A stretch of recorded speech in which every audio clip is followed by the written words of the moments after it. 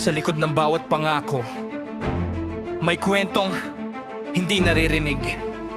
Ngayong gabi, pakinggan natin.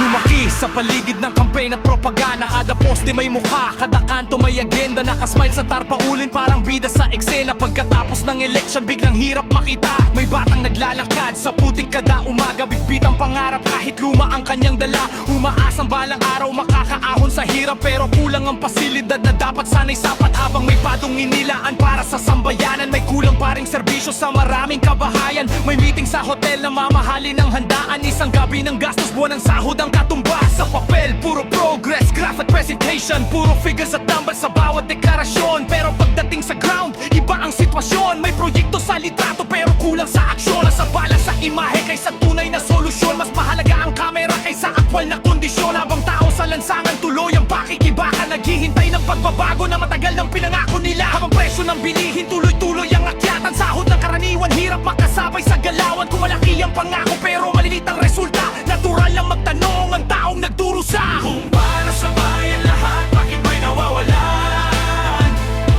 Kung para sa serbisyo, bakit may napapabayaan?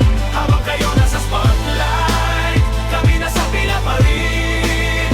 Tanong ang mamamayan, hanggang kailan maghihintay rin? Isang gabi, may bagyong dumaan sa komunidad. Hangin parang humahataw, ulan walang patawad. May balitang paparating daw ang agarang ayuda. Kaya kapit ang lahat, sa natitirang pag-asa. Pagsikat ng umaga, may truck nga ang dumating. Pero kulang ang supply, sa dami nang naghihintay rin. May pamilyang nasalanta na hindi man naisama. Habang may ibang pangalan kahit hindi apektado pa. Picture muna bago relief, yun ang unang eksena. Parang mas mahalaga ang post kaysa sa problema. May logo sa bawat kahon na parang sariling biyaya. Kahit galing naman niyon sa buwis ng madla. Sa evacuation center may batang walang makain. Habang sa TV puro papuri ang maririnig natin. May press kung tungkol sa mabilis na operation. Pero iba ang kwento ng tao nasa lokasyon. May budget at dokumentong pirmado sa opisina. Pero bakit may kulang pagdating sa aktwal na resulta? Kapag may nagtatanong kung saan napunta ang pondo, biglang nagiging masama, naghahanap ng totoo. Doon ko na-realize habang lahat naghihintay, hindi sapat ang salita kung walang gawa na kasabay. Dahil ang pangako parang usok kapag walang laman at serbisyo sa tao, di dapat para sa camera lang. Kung para sa bayan lahat, bakit may nawawalan?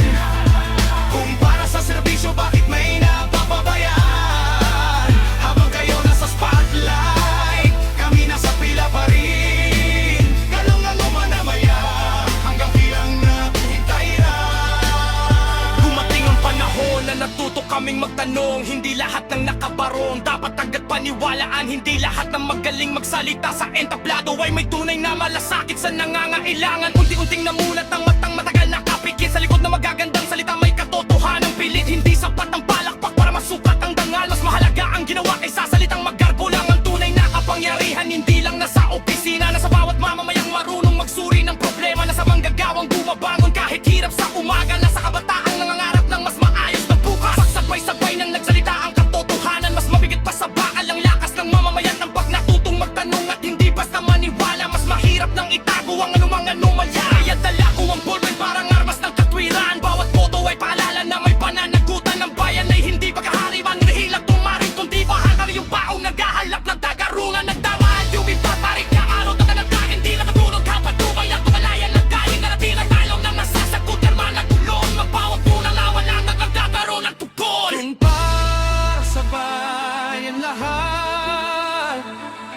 bakit may nawawalan? Kung para sa serbisyo, bakit may napapabayaan? Kung para sa bayan lahat, bakit may nawawalan? Kung para sa serbisyo, bakit may napapabayaan? Habang kayo nasa spotlight, kami nasa pila pa rin. Tanong ng mamamayan, hanggang kailan maghihintay rin? Hindi namin kailangan ng bagong palusot. Hindi namin kailangan ng paribagong ninasyon. Ang kailangan ng bayan ay buong kapatuhanan at pustisya Minsan hindi kayang bilhin ng kapanyari.